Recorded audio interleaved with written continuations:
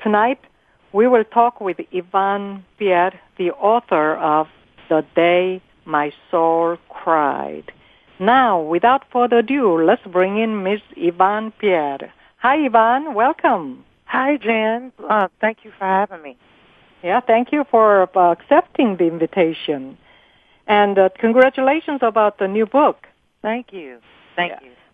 How did it go for the first, what do you call it? You had the book signing, or? Yeah, I had a book release on the 19th, actually. But the book actually released on the 20th, but it went good. Oh, great, great. As, I was starting to say during the break, but, Jack Canfield, after the Chicken Soup for the Soul, first when it came out, and it was kind of slow, and they did a lot of, marketing, and it looks like you have a marketing background anyway. And for him, it took 144 rejections from the publishers. But he persisted, and then when the book came out, and his publisher was predicting about 20,000 copies, max, to be sold, and he and Mark Victor Hansen, the co-author, predicted they want more than 1 million copies, 1.5 million, I think, in a year and a half. And the publisher thought he was dreaming. But he was optimistic, and then after, I guess, it took 1 year or 1.5 years, something like that, and before it hit the New York Times #1 bestseller list. Wow. Yep, so... Yeah, a lot of marketing it takes, but there's always a possibility, and the chances are ours and waiting for us to pick them up, right? So yeah. And before we really talk about your book, and I would like to share your personal stories with our listeners first. So first, the question I have is, growing up, most of us have dreams of what we want to do when we grow up. So what did you dream of becoming when you were a child? Well, initially, I'm sure I dreamed of something. But because of a lot of the obstacles that I went through at such an early age, which is sexual, being molested, and my father being murdered, and all the different things, the struggles academically that I went through, I didn't, dream of, I was more focused on escaping than my future. So I was more focused on, because I started, doing a lot of things at an early age, like, drinking and getting high and partying and stuff like that at the age of 12. So I really, the dream kind of got lost. And I had to dream a new dream later on. Yeah. But, as you said that your father was murdered when you were young, and how have his absence affected your life? And was that one of the reasons you resorted to drinking, smoking, and all those stuff? Or? I think it was a combination. That was a huge part of it, because when he was murdered, initially I didn't look at, I was very young. I was maybe around 2 or 3 years old when he was murdered. Then you do not know the circumstances. Yeah, so it wasn't until I got a little older and friends started asking me, I was still kind of young, but friends started asking me, well, where's your dad? And, I was raised with my mom and my grandmother.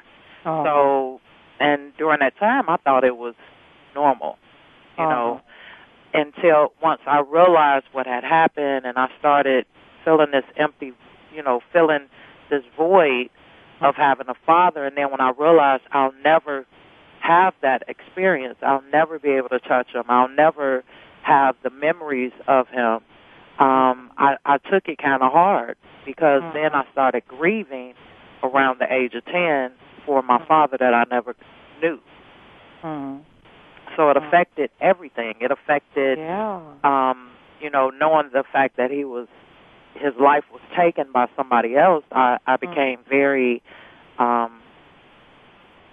guess, picky or untrusting of other people. Yeah. Because from what I knew, it was his best friend. So it kind of made me suspicious and more reserved when it comes to relationships, and it left me with an abandonment feeling too. And you said that you were sexually abused. May I ask, did you find who it was, or how did that happen, or? Well, my mom worked. My mom and my grandmother worked, and one of the neighbors had a house full of sons, and one of her sons, at the time I was around 5. That's as far back as I can remember. But one of her sons started molesting me, and how old was that? Her son? About 30. Oh my God! Wow. And it went on up until, as far back as I can remember, is probably 9 or 10 when it stopped. You didn't tell your mom about that? No, because at the time I didn't realize what was going on. I didn't know that, because back then, stuff like that wasn't really talked about to, children. So you figure, they're too young, they wouldn't understand or whatever. Yeah. The case is, but I didn't think it was anything wrong until I got older and I realized what happened. Wow. So what happened to that man? Have you seen the man after you grew up, or? No, I haven't. And that was one of my biggest fears once I got older, probably a teen, that how I'll react if I did. Because during that time I was still in a lot of pain and angry. So it might be good that I never did. Yeah, but he went just without being punished for what has he done? What he has done? Yeah, they moved away. I believe his mom might have passed away. But they moved away before I even realized what had happened. Wow. And during that time, there was no internet. You couldn't just, normally when somebody move away, you completely lose contact. Yeah. So, and then during that time, it was still a lot of hurt. It was still a lot of angry and bitterness. So I wasn't thinking about going after him. I was pitying myself. Yeah. And, look at it on the other way is even Oprah Winfrey, I understand she was sexually abused when she was a child. And, Oprah Winfrey, Yeah. Right? Yeah. But look where she is. Yeah. Man, everybody, even the Jack Canfield or, Mark Victor Hansen or, anybody, everybody want to be on her show. And being on her show is just a major success, Yeah. So the past, the victim, they can really, actually that gives them more motivation and strength to rise out of, whatever. I think that, I don't know. I mean, in my case, I was not abused in that way, but still I was kind of abused by my mom about, being used for doing all the house chores from 6th graders, which I hated the most in the special cold. But that really gave me the strength to become somebody, and became the biggest, the motivation for me to rise out of where I was, because I didn't like to be where I was. And strengthened me, so toughened me up, and I can take up all the challenges in the world almost. So in a way, now I am grateful for my mom. But in your case, you shouldn't be grateful for that jerk. I mean. No. But I do look at it for strength. Yeah. I do look at that and the other things that I went through. I look back on it, and I use it because in my opinion, there's two options. You can either get weakened by it or strengthened by it. Yeah. So, and I think that either way is a choice, and I choose to let it be my strength and not be the wall that blocks me from moving forward. Yeah, I sometimes wonder, what does that the guy who sexually abused Oprah. I wonder what's going on in his mind, when he sees her all over the world, almost, everybody loves her. And show. I know she did a show a while back, but I missed it. About, and she interviewed some people that had the molesters to see what, to try to see what was on their mind and why do they do what they do. See, in a way, God works a very mysterious way, I think. And so having you guys, going through that, and you become the sort of almost like a missionary, that helping those people, other victims who become helpless or who are still young, tender age. And you guys are the ones become protectors and, helper and in them from taking the wrong route. So, I think that actually, I think this needs to be mentioned too. But during the break, when I was going through the difficult times, challenges in my childhood, I was luckily very sort of a coward. I was a very scared girl, and I couldn't take up the route as you took, like rebellious and drinking and smoking. And I was just too scared to show my rebellion in that way. So as a reserved girl, the route I took was, escaping into the world of imagination. And in my imagination, and I became just an amazing person, and I described vividly, what I would do when I become that person, and like a justice carrier, and a lot of things that people who were giving me a hard time, and they would kneeling down in front of me and just look up to me, and those kind of things I really enjoyed. And later I found out that was visioning. Yeah. Can you believe? Yeah, and all those, secret and the law of attraction and what Jack is talking about, as the first strategy of success is like visualize your vision as vividly as possible. Yeah. And they studied a lot to share that kind of wisdom, but for me, because I was so reserved and coward girl, to escape, I discovered that the power of vision. And then later, I really became that exact person as I saw in my vision. Yeah. And the people who were treating me bad and looking down upon me, and they were all looking up to me like they're a hero. And even, as I was mentioning in the first segment, I became the hero of my own mother, So, yeah.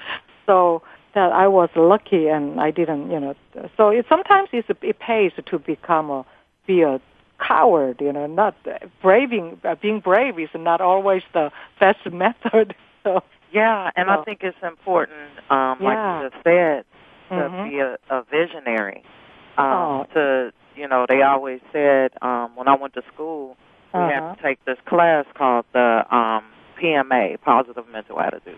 And one of the things that they really expressed a lot was that you have to see it to believe it. And I strongly believe that, and that's either way. If you don't see it, it's not going to happen. That's so, right. if you see yourself falling. One time I was given was talking to someone about, visualizing, or using mountain climbing as a analogy. And if you see yourself getting to the top of the mountain, you'll go through all the obstacles and all the things to get to the top. But if you see yourself falling once you get up there, you'll be a little more resistant to go. If you look at the obstacles as roadblocks and you allow them to stop you. So I think that the power of thinking is very real and very true. Yeah, and the great part about it is everybody, regardless of their background, they have the power to imagine things, So for those listeners, who might be having a real difficult time or, challenge, especially for young children or, young adults, then you don't have to, fall into the just hurting yourself and destroying yourself, and you can just promise to take it back or, revenge when you become somebody. So generate your power. In the meantime, they can help themselves by resorting to something like visioning or imagining things. Yeah. So, but, And looking back, what would you say the major differences from you were then and who you are now? Just like we were saying, I think the major difference is my perception. Back then, real briefly, I was into a lot of things again when I was around 12 years old, all the way up until about 18 or 19, skipping school. I eventually got kicked out of public school and sent to alternative school. But I think that one of the challenges that I had was academics, was reading. And I think the difference is, because now I'm getting ready to graduate. I have 3 more classes, and I'll have my MBA.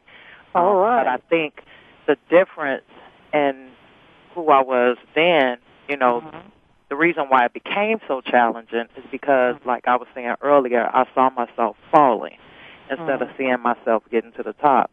So and now, even with facing with school and education and stuff like that, I choose to look at myself getting through it. I look at it like no matter what I come against, and I use my past too to propel me instead of hold me back, and to focus on, getting through it and having faith that I'm going to get through it, and that I will, come out of whatever challenge I'm faced with, and it's part of my testimony. Great. And I can see what inspired you to write your latest book, The Day My Soul Cried. But how did you come up with that title? Actually, well, first I was working on a self-help book, and for me, I learned a lot through people's stories. And in the process of writing the self-help book, it took me years to write something that was real simple. And I struggled with why is it still coming soon? Why do I keep saying, okay, this is the year I'm going to do it. This is the year I'm going to do it. So I started trying to figure out why I was holding myself back and why I wasn't allowing myself to accomplish the things that I said that I wanted to accomplish, because there was a lot of projects over the years that I said I was going to do, but I would stand in my own way. So while I was trying to figure out why I was doing that to myself, my soul cried, which is one of the chapters in there, and it really talks about, the way I was perceiving myself. So what do you want the readers to walk away with after reading it? I think everybody is going to walk away with something different, because there were so many different things that I went through in the book. And it was the process, and it's more focused on the process I went through of healing. And I think that, what I would like is for people to look at their own story, because we all have them, to look at their own story for strength through mine, and to see that they can get through whatever it is that comes against them. All right. So where can people go to get more information about you and the book, and learn more about your advocacy? They can go to Ypierre, YPIERRE.com. It's a www.ypierre. Explain briefly, what you call Down syndrome, and what are some misconceptions people have about the Down syndrome? Okay, I'll try to make it real brief. 1 minute type. It's Down syndrome is a genetic condition or disorder. We all have 46 chromosomes. With Down syndrome, they have typically one extra chromosome. My son has trisomy 21. There's three major different diagnosis types of Down syndrome, and they all have different severities. But there's mosaic, there's trisomy 21, and there's translocation. Trisomy 21 is supposed to be the more severe, and that's what my son has. And I think that the biggest misconception is that they can't learn. And I think that a lot of the information that a lot of people have is based on a long time ago when they didn't have the therapy and the resources that they have now. So a lot of the kids that had Down syndrome, autism, and other special needs didn't have the early intervention, which is crucial to help them get to the point where they're stronger as far as their cognitive abilities, their fine motor skills, and other and being more independent, and all that stuff has to be. It's never too late, but it's crucial to catch them at a very early age to start getting them into speech therapy and occupational therapy, and Zion even has music therapy, and he's doing really good. Wow. And what's the people, what kind of misconceptions people have about Down syndrome? That like I mentioned earlier about the that they can't learn. I think another misconception is that people assume that that they. I think that's one of the major ones that I've come across. Is that the Rain Man, is that he had a Down? He had autism. Autism. So autism and Down syndrome, they are different, totally different. Oh, I see. Yeah, Down syndrome is more of the they have born with low muscle tone, and which affects a lot of different areas. It takes them a little longer to walk. It takes them a little longer to talk, which as far as the talking is because of the tongue thrust. The way their mouths are formed, it makes them kind of difficult to speak clearly. And some have different other speech diagnoses. So just like with any kid, there's a range of different other challenges that they may face as far as health, as far as education-wise, and as far as severity. Yeah, and my brother's case, he seems to show that some major, many part in Down syndrome, but a certain point that he shows like autism or something like that. So it's kind of a very interesting. And what my brother taught me is that made me realize how lucky I am to be who I am and what I am, and so I really taught me more of a gratitude of what I have. But in your case, what your children teach you in not only your Down syndrome child, but your brother, your son, older son, how did he react with your younger son and all those stuff? 2 minutes. Okay. Real briefly, I wanted to say that, they are, a lot of kids with Down syndrome they call it dual diagnosis. So they may have a touch of autism or different diagnoses that, can be coupled on top of having Down syndrome. So I just wanted to reiterate that. But as far as what Zion has taught me, both of my kids have taught me to really face my fears, not be afraid of what people think. With Zion, I realized that, seeing that, a lot of the challenges and stuff that he goes through, it made me a little more courageous to face my own challenges. And also, it really made me look at life different and put it into a different perspective as far as, my spirituality and my relationship with God, and it really put everything into perspective, and it made me appreciate life more. Wow. There are so much to learn from anything and anybody really, but looks like we just ran out of time. Oh yeah, time flies, and hope look forward to hearing more wonderful things from you and about aspiring the life of other people to realize their dreams. And thank you so much for being on my show, and I wish you the very best. Thank you so much for having me.